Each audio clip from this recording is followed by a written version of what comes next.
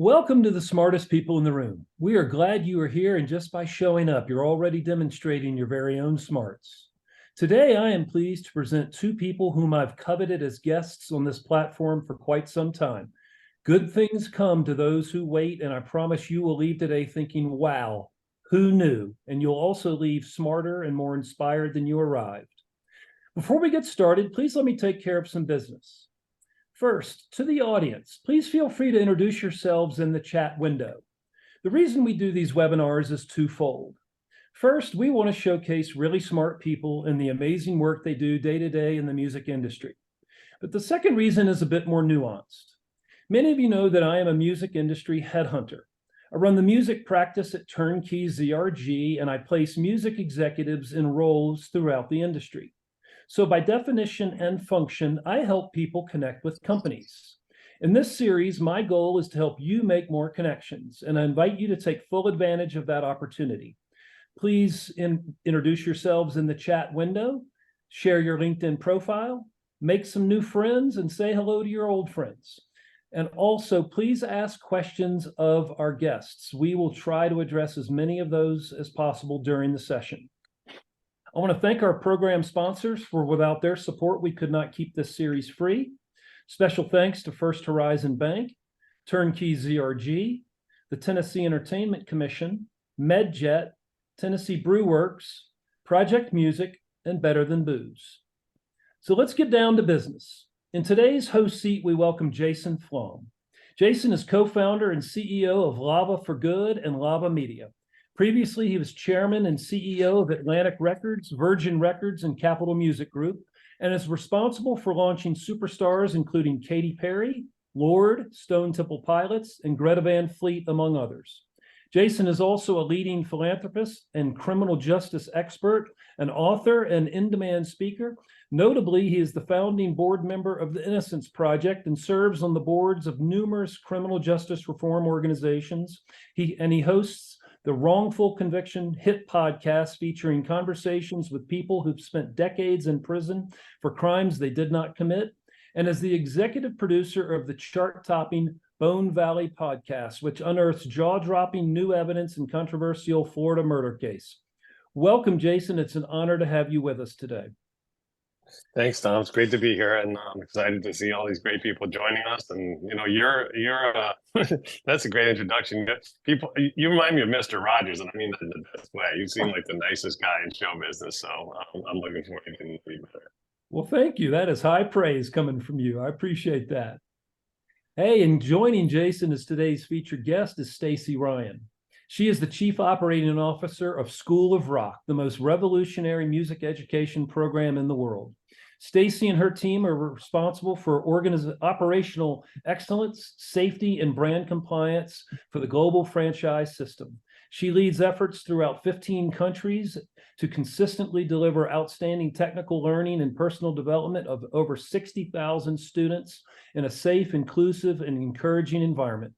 The result is enriched and improved with a specific focus on the emotional well-being of students. Stacey is passionate about leaning into and navigating the complexities specific to women in corporate leadership roles. With this passion, she developed and launched a community resource group called Front Women, which meets quarterly. Discussions are focused on women's empowerment and how to develop strong leadership skills in a predominantly male-driven industry. In her personal time, Stacey is an advocate for animal rights and social justice reform, often volunteering her time at sanctuaries and with exonerated individuals. Ladies and gentlemen, it is a pleasure to welcome these two rock stars to our platform. Please take it away, guys.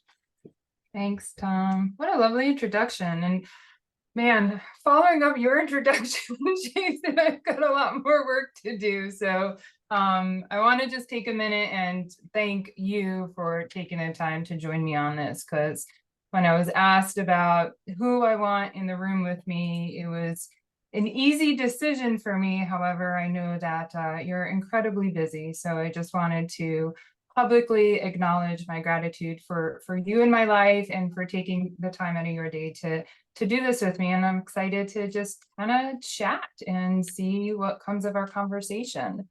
Well, get Um, this, Stacey. Allison Green just weighed in here, and she reminded me that she was my first boss at Atlantic Records back when I was doing window displays at Sam Goody's. Wow, that's amazing. Hi, Allison. And then, yeah, there's just this is gonna be a little. I feel like I'm going through like in the movies when it's all foggy and you go through the time warp and stuff like that. This is gonna be a lot of fun. I bet And I Allison had some great stories of being one of your first bosses. and I want to say too that she said she was my first boss, which is incredible. And I think she was. So the I think there's a good origin story, which is that I met Stacey when I was on tour with Bob Lefsetz doing we did a speaking tour together, which was really, really fun.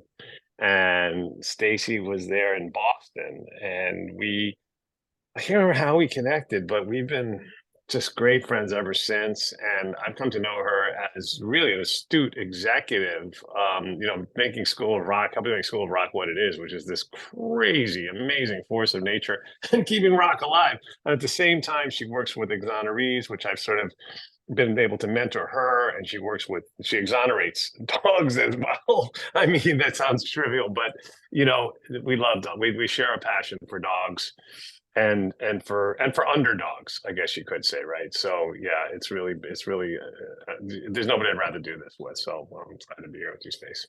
Thank you. That means a ton. Thank you so much. So I know the three topics that we kind of thought about talking about in our experience with is mental health in the music industry. I think is a big topic, front of mind for many. Women in diversity, and then just, following passions, which is, I remember the first time we met so clearly. I remember we were sitting at a dinner table. You had just released Lulu is a Rhinoceros. If you don't know this book, you have to buy it. It's fantastic. And it's a story all about Jason's dog, Lulu, who's convinced that she is not a dog and she's a rhinoceros.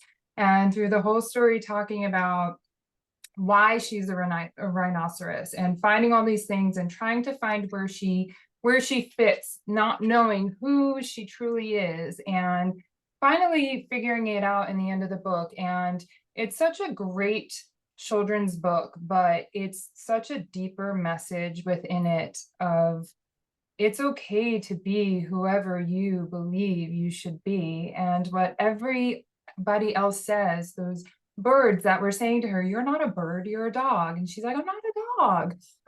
It doesn't matter. And, celebrate your individuality. And, it was that moment. And then our love for animal rights and human rights and all those things, we were like, wait a minute. And we ended up at breakfast the next day, and the rest is just history. I've been honored and blessed to learn from you, and through these years. Yeah, Stacey, animal rights, human rights, civil rights, copyrights, we love it all, right? And the fact is, and rock and roll. Yeah. And I wanted to say, with Lulu, yeah, she is a rhinoceros. She doesn't think she is; she knows she is, and she has to overcome, bullying and misplaced empathy, and sorts of other things that people who look and feel differently, go through. So we wanted to create a little hero for kids who feel left out, put down, or bullied because the way they look, the way they feel, or the way they are. So I wrote it with my daughter, which is really the joy of joys. And Allison Green will appreciate that her name is Allison Flom. So there we go. So yeah, I think look, we have amazing Alan Tepper joined here, which is exciting to see his name pop up. And yeah, so yeah, the music industry itself, what an interesting place to be. I mean, it's always been an interesting place to be, but man, it's done a pretty good 180 since I started, which is probably before Stacey was born. I don't want to date myself, but yeah, we're happy to take any questions on that. I don't know if we can answer them because a lot of stuff is still in motion. But I think what's important is that, and I love it with Greta Van Fleet and good timing because they're playing. I'm so proud to be having been the guy who was in the right place at the right time to discover them and sign them. Well, they didn't need to be discovered; they already were, but to sign them to a record deal. And they're playing Madison Square Garden next week, so we're all looking forward to that. What a thrill! I mean, I'm old enough to have seen Led Zeppelin at Madison Square Garden, so getting to see, that feeling brought back to the garden, which is really sort of so it's so hard to find these days in music. Just great guitar players, great singers, like the stuff that really drove me to want to get into music in the first place. So yeah, it's exciting to be involved. I feel like, of course, here's Stacey, who's really, you know, creating a new generation of kids who are going to carry on that ethos. And so that means a lot to me just because of, like I said, having grown up in that era of the greatest rock stars of all time.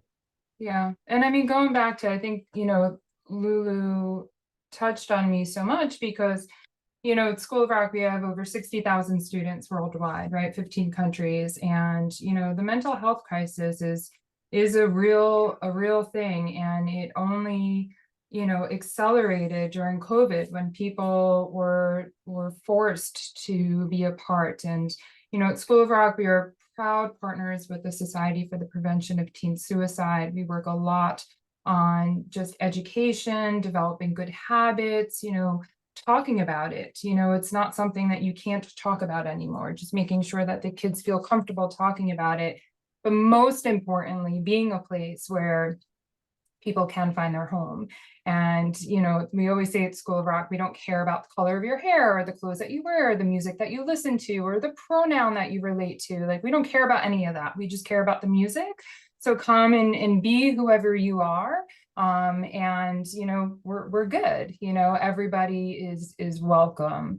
And, that speaks a lot to me because, I was definitely an outcast growing up. I don't know how you were, but, in this day and age, I can't imagine what it's like being subject to all the different ways that kids can be bullied or separated or made to feel different or not accepted. And, again, we just try and teach those good habits, but you have navigated a ton of stuff. And I remember, when I first became, a higher level executive, I remember coming to you and asking you, like, how do you find the balance? Like, how do you manage it? How do you navigate like all of these things coming at you at the same time, but also find that time that you need to mentally shut down, recharge?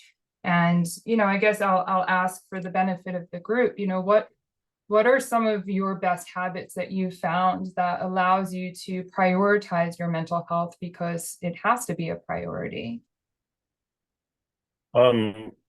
That's an interesting question. No one's ever asked me that before, but I think before I get to that, I want to point out that there's it is really important that we're here talking about mental health. And of course, Stand Together Foundation is an organization that supports my podcast and, who I work with on criminal justice reform. And that's one of the pillars of their work is trying to promote, mental health. And so it's, I know that Tom is involved with them as well. So there's a good thread there. And it also is at the intersection of music and justice. Mental health is such a big part of it because so many people, well, we know the history of the music industry and how many of the greatest rock stars in the world we've lost at such a young age. And, mental health is, obviously a key factor in what drove them to their early deaths. So it's super sad and super important that we're focusing on it now. And then on the criminal justice side, so many of the people, a huge percentage of people that end up in jails and prisons in America are suffering from, mental health crises that drive them to, enter the system, either for reasons that, of things they did or things they're suspected of doing, or just, we criminalize mental health in this country. It's like, it's so insane. We should be helping these people. And instead like we do with homeless people, it's like we criminalize them instead of housing them. It's insane. And so, hold on.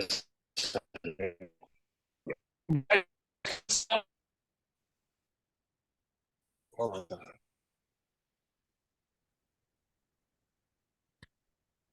I need quiet in here, please. Sorry about that. So I think, me, my team is just balancing, exercise. Of course, dogs are like the quickest way to mental health, I feel like, because they're just such incredible support.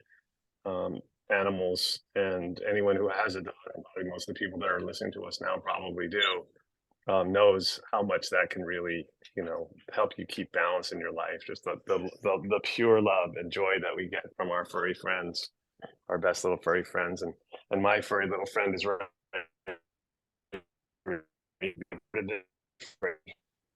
See I'm that? breaking up a bit. And I was just saying, my furry best friend is Freddie Mercury, and he's right here with me, and there he is on camera. He wanted to be a part of this, so that's his name, Freddie Mercury. So anyway, yeah, I would say that, and I also just I get so much joy and satisfaction from helping others that I feel like that's almost the thing that helps keep me mentally um, on track is just being of service. Yeah.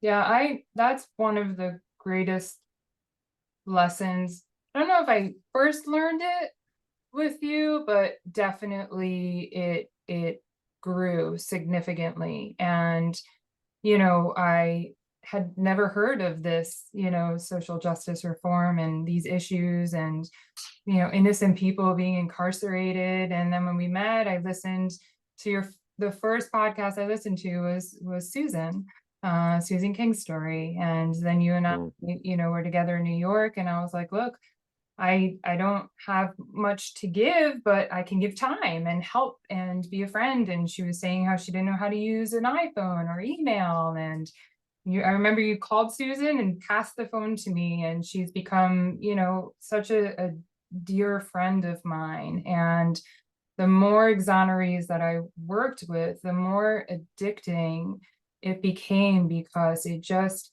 I was going through a tougher time in life and a transition, and speaking with people who spent decades of their life locked up for a crime they didn't commit, to be released with nothing, no financial support, some of them no friends, no family, and to speak with them on a daily basis and then just be overflowing with gratitude and positivity and just being like the light of my day. It's such a good reminder of all that we have to be grateful for and so much that we take advantage of. And I just have gotten such a great gift of working with that community and with you in that. And it's addicting. It absolutely is. The first time that you go through it and you help somebody, even just by being a kind conversation, you want to keep doing it. And it's been wonderful. It's been life-changing. And Susan King, just for context, Susan King is a woman from Kentucky who was wrongfully convicted of the murder of her on-again, off-again boyfriend in one of the most incredible and bizarre stories. I mean, every one of the stories we tell on the Wrongful Conviction podcast. And if you're listening now, please subscribe. It's free and it will blow your mind. Every story is crazier than the last. But Susan's was amazing because her boyfriend was shot twice in the head, tied up with guitar amplifier cord of all things, and then hoisted over the railings of the Gratz River Bridge, or the Gratz Bridge, I think it's called, the Kentucky River, thrown into the Kentucky Like River. a 6-foot wall. And yeah, and the case went cold, and until a new detective came to town who wanted to make his name by solving this famous case, and he decided to pin it on her. This is several years later, and he came up with this theory that she shot him twice in her kitchen, dragged his 200-pound body out of the house, down the driveway, the gravel driveway, threw it into her car, drove 20 miles, and then hoisted him over, tying him up with a guitar amplifier cord. And this theory would be bizarre enough if not for the fact that she weighed 96 pounds, he was 200 pounds. She didn't have a car, and she only had one leg. She had one leg and no prosthetic. So she would have had to hop and drag this 200-pound guy. Obviously, it's impossible, and it would be funny if it wasn't so sick. But she actually ended up serving 6 years in prison before being exonerated to the real killer confess. And they tried to, he confessed in great details, and then they tried to hide that confession and keep it from her. but luckily it had been recorded, and the Kentucky Innocence Project was able to free Susan. So Susan King on the Wrongful Conviction podcast is really something worth listening to. And I will tell you, Stacey, just by doing exactly what she said she was doing, just by being a good human and just by listening, right? Had such a profound impact on Susan's life. And, on the subject of mental health, there was a wonderful quote from Oprah Winfrey where she said, "I've interviewed kings and queens, and I've interviewed mothers who've drowned their babies in a bathtub, and everybody in between. And they all have one thing in common. They just want to be heard." And so, everyone can do that. The simple act of giving somebody that space to be able to be heard. Right, and that could be just a normal interaction in your day-to-day life. We all get so distracted with our devices and multitasking and everything else. But you never know who you could be impacting by just taking that, offering that simple respect and gesture of kindness of just listening. And so Stacey's a great listener, and she's also a person of action. So she's been helping exoneree after exoneree. In fact, there's one we just set up she just set up a GoFundMe for Jarvis Ballard, incredible man in Louisiana, who served 27 years of a life sentence, innocent, and he's in between jobs now. He's a hardworking guy, smart guy, nice guy. And he is an exoneree, but he's somebody who really left an impression, I think, on both of us. And so we set up a GoFundMe to help him as he's getting ready to start his new job. He has some bills, so maybe we can put that in the chat. Already done. Oh, amazing. Okay, perfect. So yeah, and last thing I want to say on the mental health side, we know how it is in the music industry. I think some of the things that drive creative genius are some of the same things that lead to people having some of those issues. There's genius and madness intersect, and that's been true throughout the ages. Go back to Van Gogh or whoever you want. And it's not always music, is all I'm saying. So it's really important that we're focusing on it now. And back to the criminal justice side, it's so just awful to think about people who do suffer from whichever one of the maladies you want to point to on the mental health side, and then they get sent to prison because maybe they did something that they didn't even understand was wrong, or maybe they didn't do anything, but they're just criminalized. And then when they're there, they can't follow the rules. There's so many rules because they can't, and then they get brutalized because they can't do that, or they get thrown in solitary confinement, or time gets added to their sentences. So, we need to take a different approach and, try to lift everybody up instead of doing what we do now, which is just make bad situations worse by using the criminal justice system, police, prosecutors, and prisons as a sort of catch-all. And I'm gonna keep fighting with Stacey and so many other good people to make sure that changes in my lifetime. Yeah, you have really created just such a great army of people around this cause and advocating for change and helping and wanting to be involved. It's just so impressive, and I'm just grateful to be a part of it. And yeah, it's sad, it's interesting too, when we talk about how these things intersect, I have been sort of,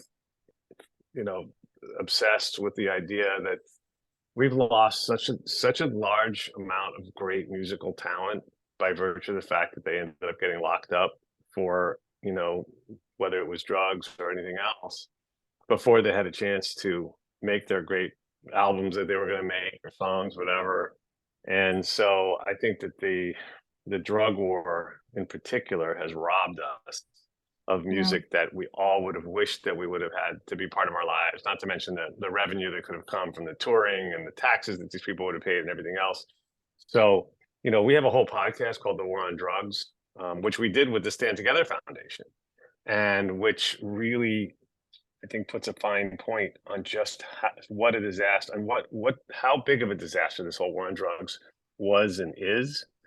And it goes back to Billie Holiday and the intersection is really profound. And one of the points we made on the War on Drugs podcast, which again, to take a moment and subscribe to it, it's just the war on drugs, is that you can say one thing about the war on drugs. We've given it a try. We gave it a good try, right? 100 years of it, $1 trillion spent, and the results are profoundly terrible. It's hard to think of a worse disaster than the war on drugs. So anyway, back to that. So yeah, but back to music and to questions. I mean, I see a whole bunch more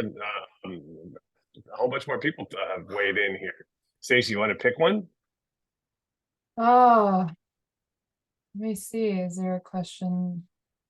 Lots of hellos, greetings from Mr. Rogers. Shout him out. Oh, David today. Boxenbaum. Hey, David, what's going on? He volunteers with the 5 Ventures. That's awesome.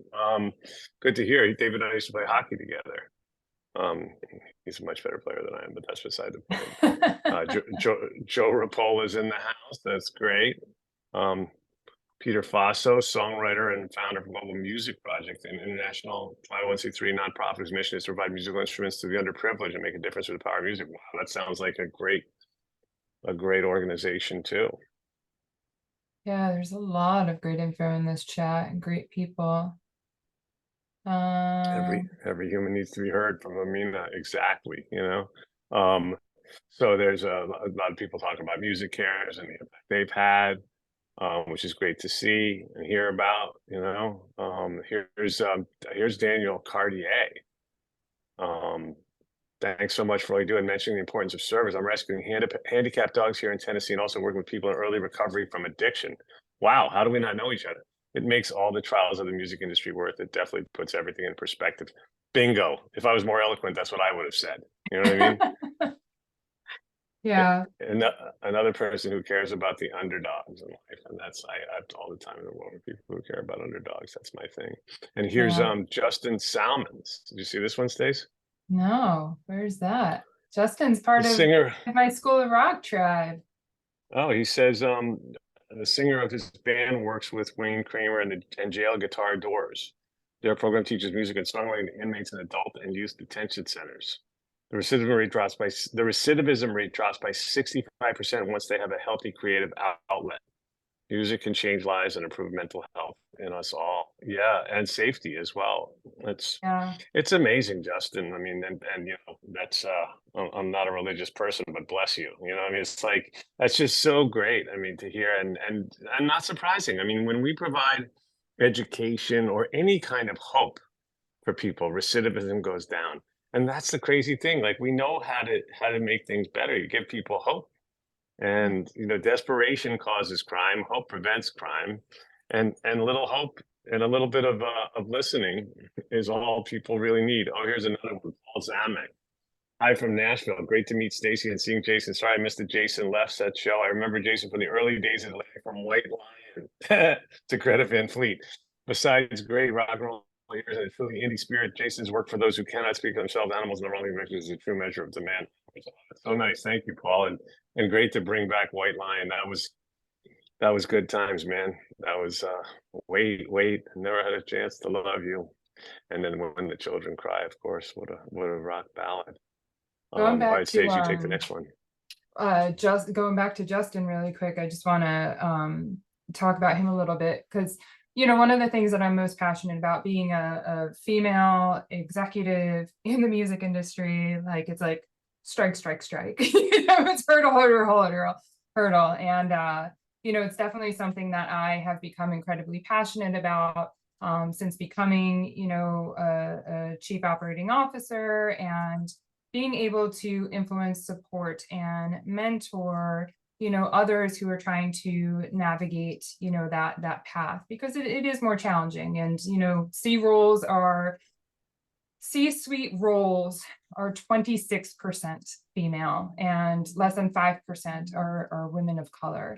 And, if we turn back times to like 2003, when I joined corporate America, we've moved 11% in 20 years. So it's really progressing quite slowly. And with that passion, I launched a community resource group called Front Women, which is open to anyone to join. And we do quarterly meetings and we have Facebook groups and discussions and all this stuff. And it's all about how to mentor and learn and help each other. And Justin has been such an incredible supporter of that out of the gate. He's been at our first meeting. He was at every meeting thereafter, listening, trying to learn, as a father and a husband, just wanted to play his positive role in that. And then earlier this year, when I had the opportunity to participate in the She-Rock Awards, which is this incredible event hosted by the Women's International Music Network, Justin, who is out in the LA area, put a group of female School of Rock students together, and they took the stage at the event and rocked a cover of In Vogue for Your Mind, which is on YouTube. I encourage you to watch it. They were so good. They really stole the night. And you have always been someone that have always, as long as I've known you, surrounded yourself by strong women.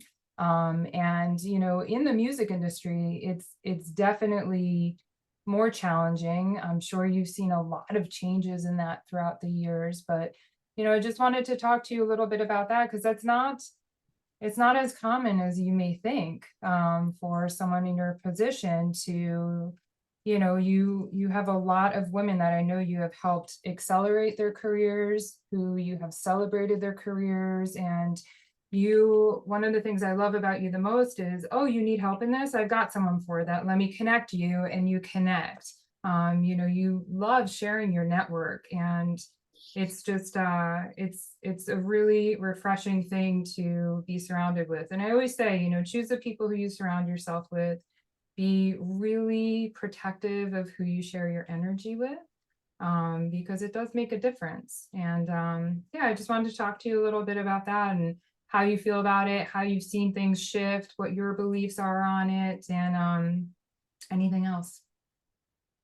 Oh, wow, that's a big topic. I mean, you're talking about the C-suite stuff, or Just in general. I mean, your daughter, you have raised an incredible, anyone who's lucky enough to know Allison is lucky enough. She is an amazing, strong, independent woman, and playwriter and author.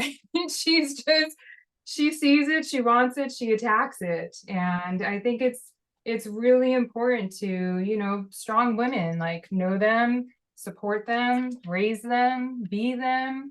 It's a full movement. And actually, David Kim shared with me this morning this beautiful quote by Maya Angelou. It's each time a woman stands up for herself without knowing it, possibly, she stands up for all women. So everything, every action, every conversation, every event, every little bit of support, little nugget that people do helps us push this movement forward. And pushing towards more gender diversity, and ethnic diversity, and just seeing more people around the table, more diverse people around the table, and not the same types of faces all around the table.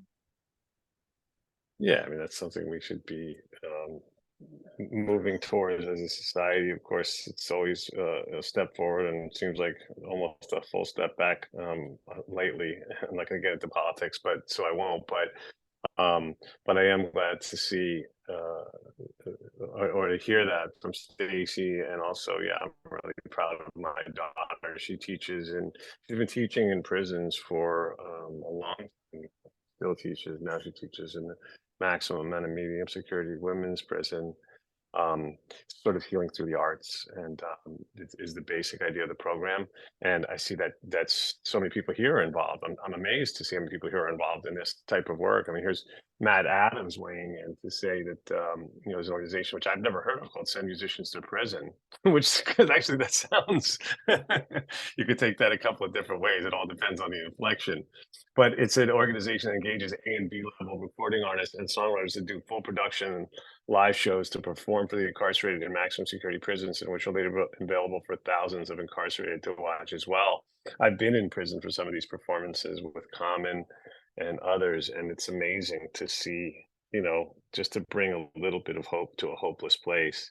it Yeah. makes a huge difference. And again, the people in prison are no different. They want to be heard too. And when you go into these facilities, and there's a great organization if people are interested called the Douglas Project. You can look that up. It's named after Frederick Douglass. I'm on the board. And that organization,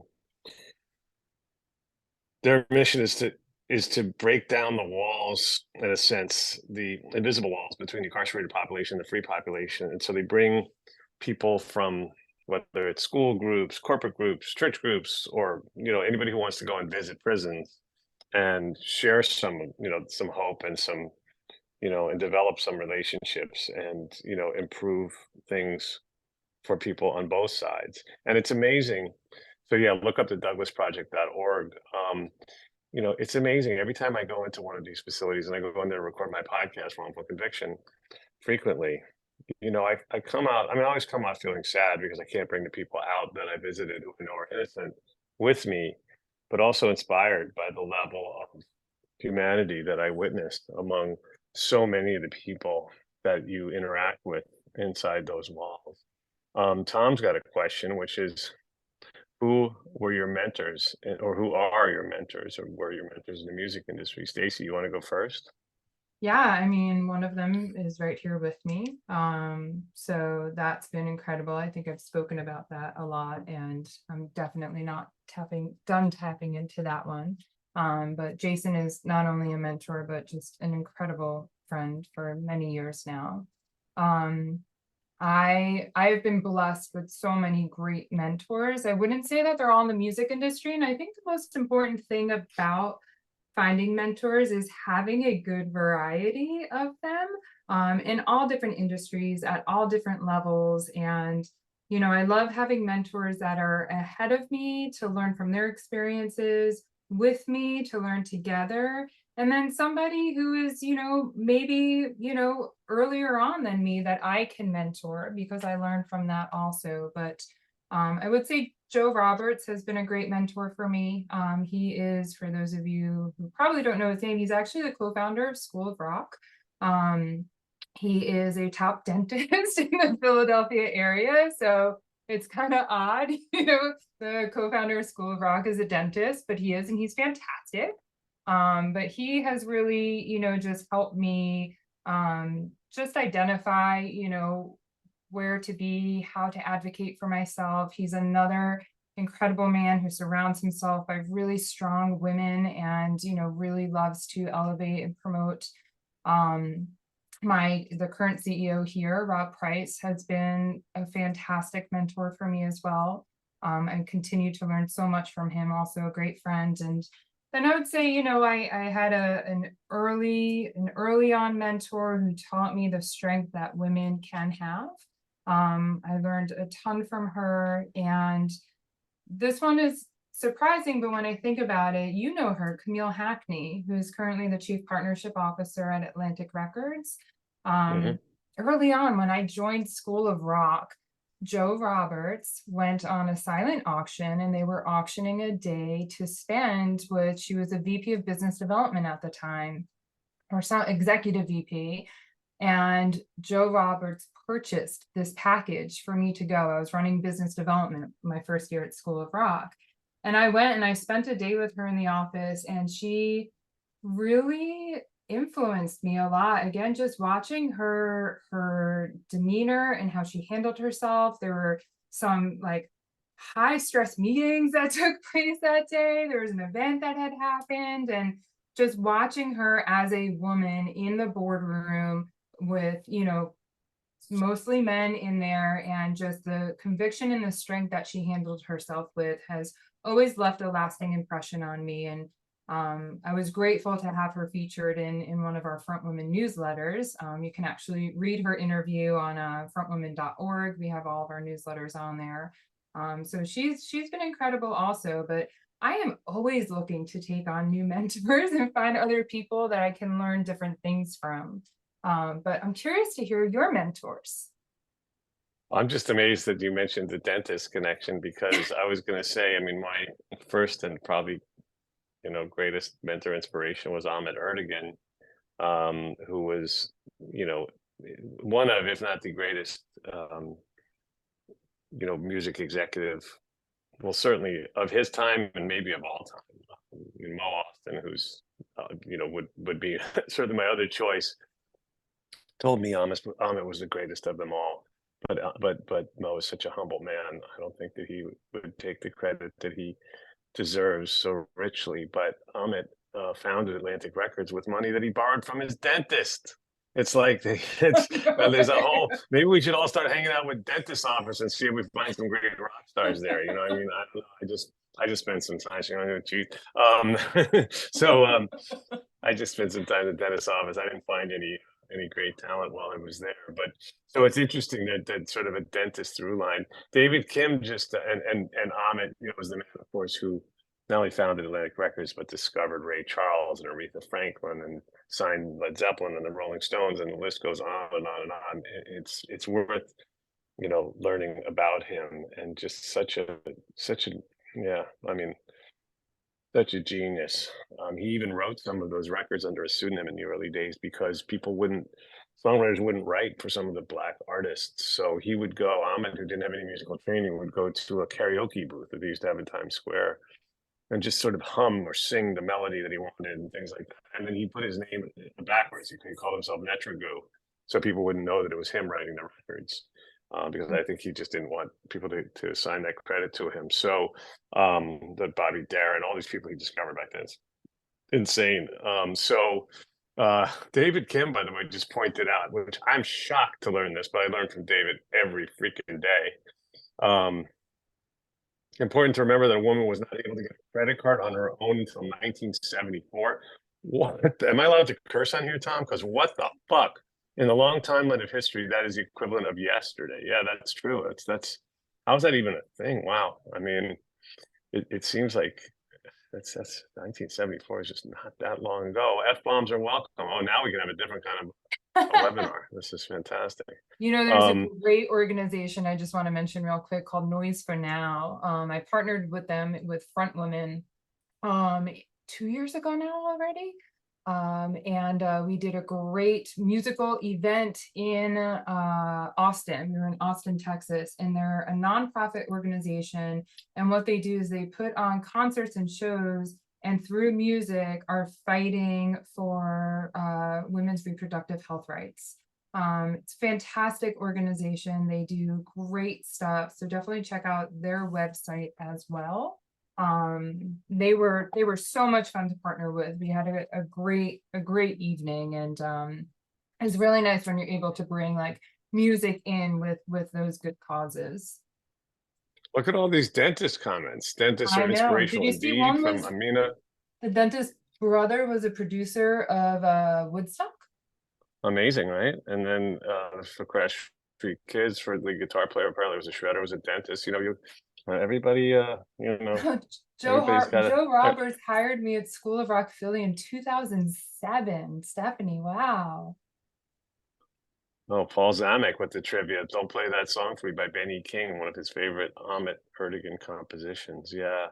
I mean, the stories, if we had time, I could do a whole webinar on just the stories that I got to hear. Tom's got a good question for you, Jason.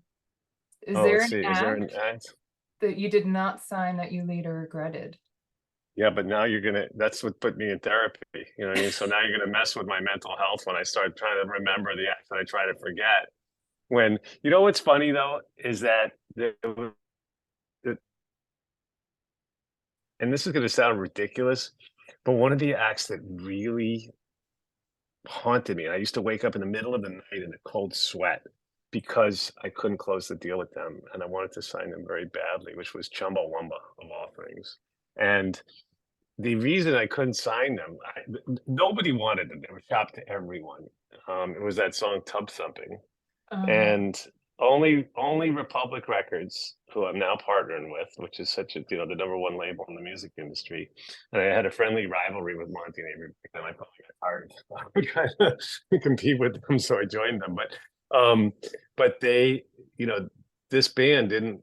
They insisted on owning their own masters, and back then that was just not done. And I couldn't convince Atlantic and Warner Music Group to let them have a master version, which would have been 15 years. And as I said to them at the time, 15 years, this music won't be worth anything in 15 minutes, but it's going to be a big hit right now.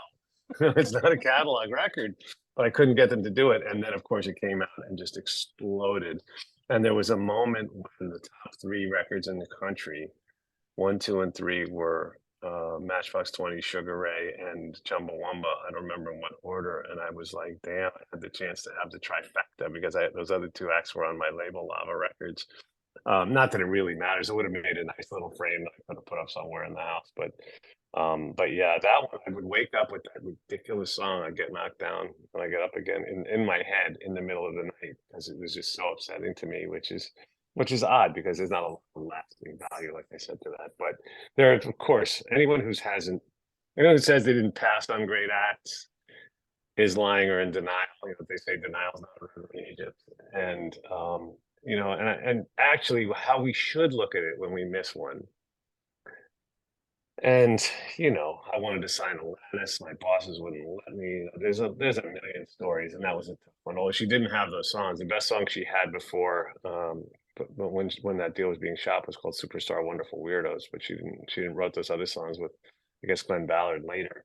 But that was a tough one to swallow. But the yeah, I mean, the right way to look at it is to say, you know, if at least if you had the opportunity to mess it up, that means you were at least fishing in the right pond.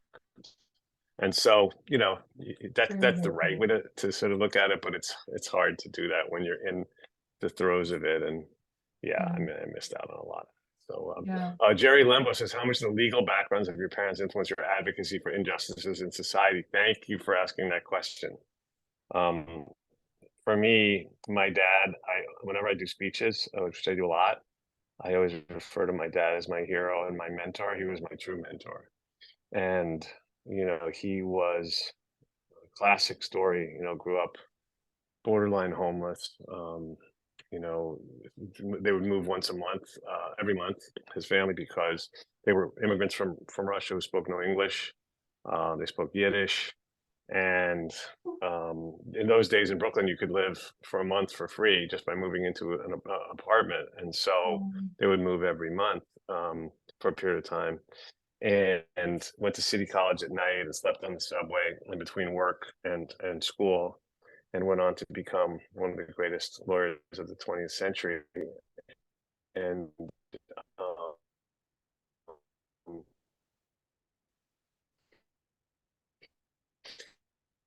I think we lost you, Jason. you know, and he really taught the best at. Oh, can you hear me now? Yeah. Can you hear me now? Yeah. Hello? You Yeah. got me? Yeah. Okay. So my dad gave us the best advice. He told my brother and I, do whatever you want to do, try to be the best at it, but just make the world a better place. He said that's the only definition of success that matters.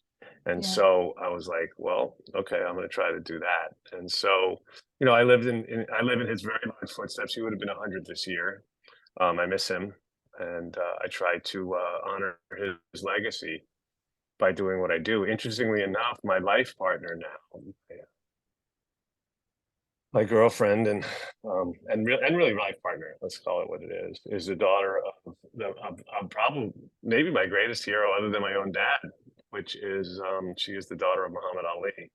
So talk about a strong woman. I mean, I'm on my toes because she's so smart, so accomplished, Incredibly. so strong, and just a really wonderful, caring person.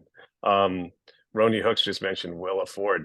Willa Ford was a record, I Want to Be Bad. I don't know how people remember that. I think, and I don't know this, maybe somebody smarter than me can research it, but I've been told that was the first record that went, I think it stopped at number 11, but call it top 15 on the pop charts with a hip hop feature on it.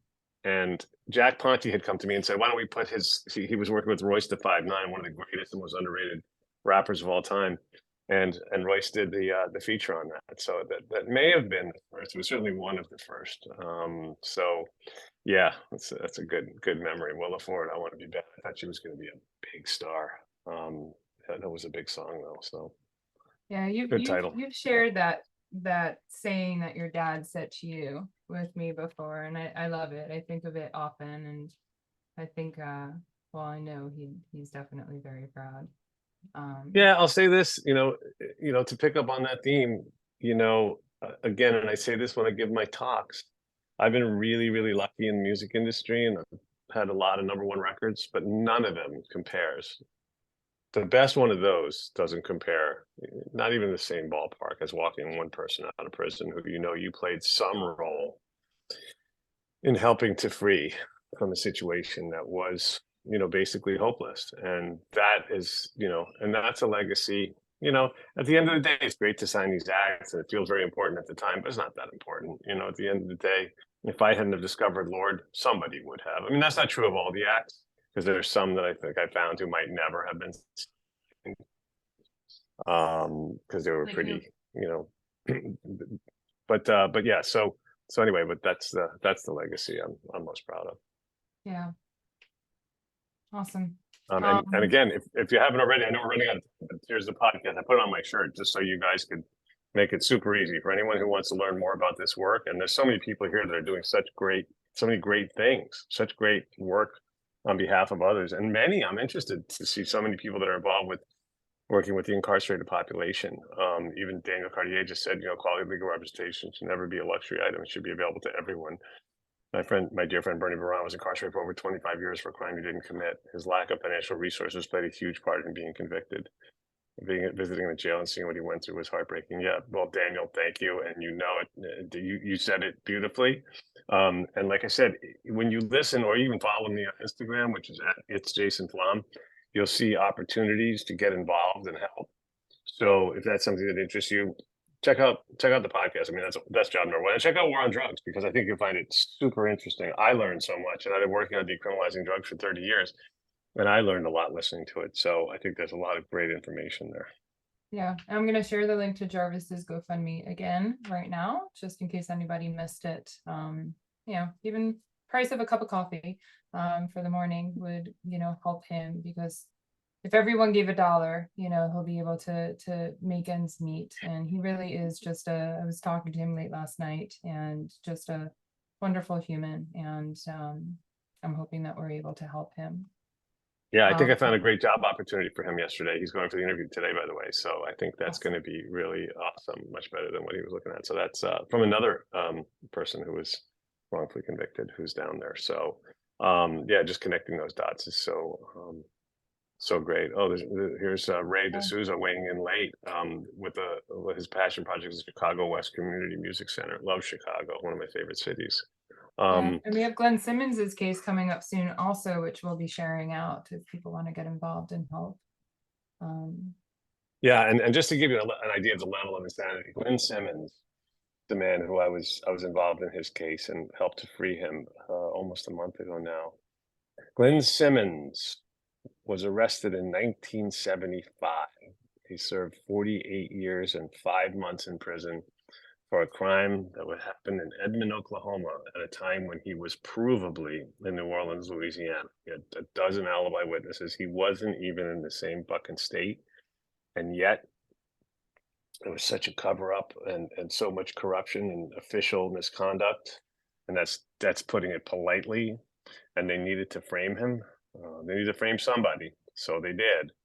And he took the fall, and he took that fall 48 years and 5 months. Imagine that. I would bet that 90% of the people on this webinar aren't even 48 years and 5 months old. So there you go. Yep. Anyway, so there's Matt Adams.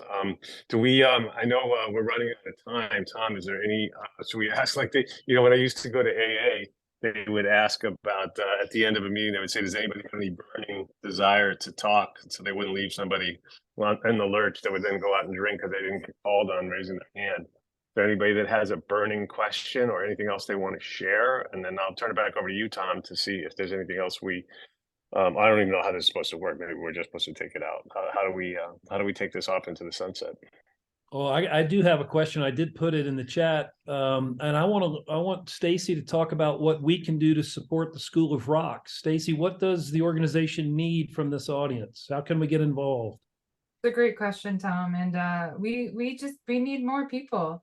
Our community is in 15 countries worldwide. We serve over 60,000 students worldwide, but we won't be happy until we have 1 million, 2 million, 3 million, because we truly believe and see day in and day out that School of Rock is not about music education. School of Rock is a place where everybody can be themselves and find their home and develop life skills and self-confidence. And we also happen to teach them how to do that while playing a guitar and drums and building their band in their community.